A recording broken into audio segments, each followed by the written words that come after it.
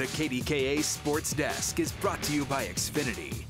All right, yeah, the sports desk we're talking about, Svechnikov. The 20-year-old had a hat trick, a goal in each period, and Sebastian Aho found him there. This is a great shot on the power play to beat Henrik Lundqvist. And, boy, this team has got a good mix of youth and veteran leadership. And here he is again later, taking a feed from Aho, put it right on his blade. 4-1 your final score as Svechnikov, Aho, and the Canes now have a commanding 2-0 lead over the Rangers.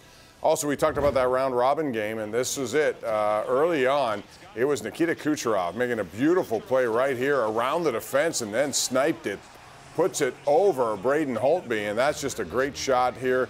You see it again in slow motion to really appreciate the accuracy of the shot, and Kucherov is one of those guys that are going to count on heavily. Then Washington got 2 goals in 2 minutes, the second of which right there, Evgeny Kuznetsov goes to the net, little dirty goal, but hey, they all count as he beats Andrei Vasilevsky.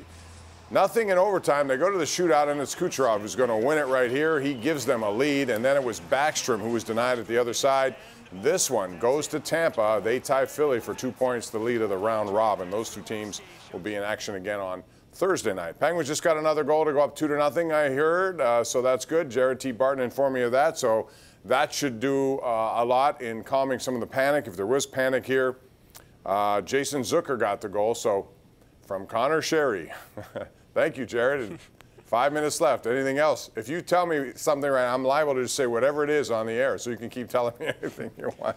Is this a Ron Burgundy situation? It is a Ron Burgundy. So I'm getting filled, my head's filled with whatever he says, and I'm just regurgitating it. He'll say anything he hears in his ear, Jared. Be very careful. That's right. By the way, we have Joe D. from the control area who wants to know this. Is it true that all the Dasher boards are local advertisements? So Joe D. on Twitter hits us up there, and it's pretty good what the NHL has done, Chris. They've catered every game to the local markets in terms of, and some national, obviously, advertising as well, but local markets are represented on the Dasher boards. Listen, I was thinking about that, actually. It's funny that that gets brought up here on Twitter. Thank you, Joe D., right? So we talk about, like, Major League Baseball. I cannot get it out of my head. When we think about the NHL having this down to a level of detail where they are making sure that local ads are being put on these during the rounds that will be broadcast by local affiliates, right? Mm-hmm. They have thought things down to that last level of detail. They had, 7,013 tests. None came back positive. They're doing an incredible job. And then we have to put up with Major League Baseball, who told us during those just absolutely interminable negotiations, don't worry, we have the safety protocols figured out. We're all in good shape here. And they just had to wipe out another series because of the Cardinals. I mean, it's just a stunning, stunning contrast. And you know what? If there's one thing I hope happens here, and I'm not saying this because I'm a half-season ticket holder to the Penguins or anything like that. Pomp, you know me. I'm a basketball guy. I maybe was born in the wrong city because of all that. The NHL deserves, just by virtue of how well they've handled this, relatively speaking, they deserve to make new fans out of this because of the effort they've gone through. I agree. It's been spot on. Everything they've done has been great. They have cooperation from the players, the owners, the commissioner, all in sync. They figured it all out, starting with safety. The protocols were intense. They're getting daily tests. They have labs that provide daily results. And then everybody else is sitting around wondering why they can't get results. And then guys break whatever bubble they're in. They're not in a bubble. They're supposed to self-isolate or whatever, but they're going to strip clubs and they're going everywhere else, Chris, to casinos. Apparently the Cardinals did that. Now they have 13 guys.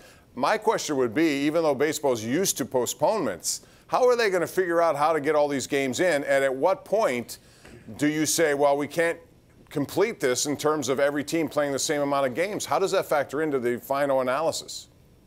Well, I mean, with Rob Manfred at the helm, I'm sure whatever gets come up with as a solution is going to be really well thought out and not just completely patched together on the fly. He's flip-flopped twice. In the negotiations, he said, oh, yeah, baseball, 100% chance. Then suddenly it was, we might not have a season. Then when it was not a nightmare scenario, when the Marlins all tested positive, then it was, if the players don't get their act together, Tony Clark, we might have to cancel the season. Like 48 hours later, it was, I'm not a quitter, we're not quitters in baseball. Here's the hard truth here. I think baseball, we all know by now, they make a ton of money off of postseason television revenue. They are going to come hell or high water unless something really bad happens and every team is suffering major outbreaks. They'll shut it down then. But I think at this point, not a moment before. Think about this Cardinals outbreak. On the heels of the Marlins thing, you would think by rights, if baseball was very serious about this, they'd shut it down. But it's clear they want to try to drag themselves to the playoffs with something resembling a fair season and go from there. And then I wonder what happens to the draft order, because the Pirates seem to be playing for that #1 pick, or at least it seems that way. And how do you know, if this season is changed or compromised, I wonder what happens at that point and who determines who gets what. So these are all questions that have to be brought into play. By the way, Canadiens got on the board. It's 2-1. They've pulled Carey Price in favor of the extra attacker. And whatever Jared tells me, I will tell you through my mouth, even though I have no idea what it is going to be. Let's go to the lines. Pete, line 1. What's up, Pete? Hey, Bob. How are you tonight? You too, Chris. Hey, Bob, I've been curious about something for quite some time now. You can help me with it, you guys. Watching the Canadiens play, Bob, if you remove Max Pacioretty from the equation, and he's been gone, for a couple of seasons now, how is it, Bob, that one organization cannot land one guy that can put the puck in a net? Do people not want to play in Montreal anymore? Because it's hard to wrap your mind around that they just cannot get a goal scorer. And, Bob, this has been going on for an awful long time, not just the past couple of seasons. So I want to know what you guys think about that. Thank you. All right, thanks, Pete. Go ahead, Chris. Take a shot at that.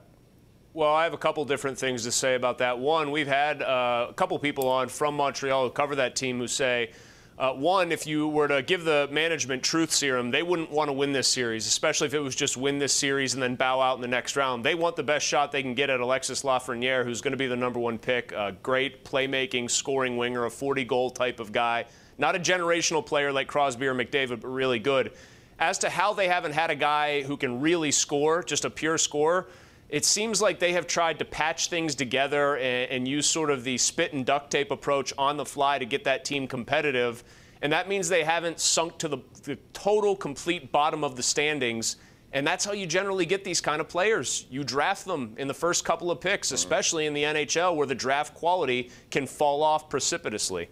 Well, they had some people, Alex Galchenyuk being one of them, who was a 3rd overall pick, and he never panned out. Edmonton's gone through a lot of that, and that's one of the reasons why they've had a hard time even getting to the playoffs prior to McDavid. So you got to hit on those, too. If you get them, you got to make sure they turn out to be people who can be around and be those 30 to 40 goal scorers. All right, let's go to Waylon in Washington. Hey, Waylon, how you doing? Hi, Bob. Hi, Chris. How you guys? What's up? Hey, I know it's kind of sarcastic.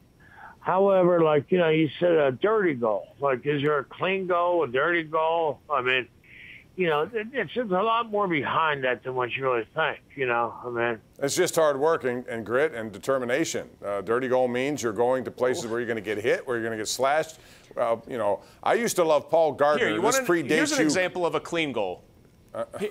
Kucherov going, dragging the puck around a defender and then potting one in the very top corner, shooting back against the grain. That is a clean goal. Sidney Crosby having all day because of a great feed from Gensel and just decimating Carey Price and going 5-hole, also a clean goal. The puck just bouncing in off of somebody like it did for the Canadiens' first goal in Game 1. That is a dirty goal. Right. There is a big difference, and it's clear what the Penguins need to get more of. Right. Back in the day, Paul Gardner, I was going to mention to you because it predates you, but he was a guy who had a knack for coming, especially on the power play, in front of the net. He just knew what to do. A lot of dirty goals there. Hornquist has that ability. A lot of guys do. But you need guys like that because it's not easy to get pucks through, as we've seen in this game here tonight. Is it a final? Penguins must have gotten an empty netter. Gensel gets on the board. 3-1 your final score. Series even 1-1. Chris, we'll talk about it more as we continue. But it's now time for our Tri-State Office Furniture Tweet of the Day. And this comes to us from Tom Pelissero, NFL. And how about this now? They're cracking down on COVID problem people. If you're going to go out and do something stupid that puts everybody at risk, well, the NFL and the NFLPA protocols, they have a warning now for first offense, refusal to submit to virus testing. You're going to be fined $50,000, and refusal to wear a mask, PPE, or tracking device. You maintain social distancing during team travel, $14,650. So that's interesting. And, they got to make sure they can go into a city because it is pretty much in and out. They can make sure all the protocol. It's what those guys do during the course of the week at home or wherever they're going to be. That will determine how successful the NFL will be. We're going to talk more about that. Take more of your calls. It's 412-575-2600. Penguins even the series at 1 apiece. Yeah, we're talking hockey, we're talking baseball, and anything else you want to bring up next right here on Pittsburgh CW.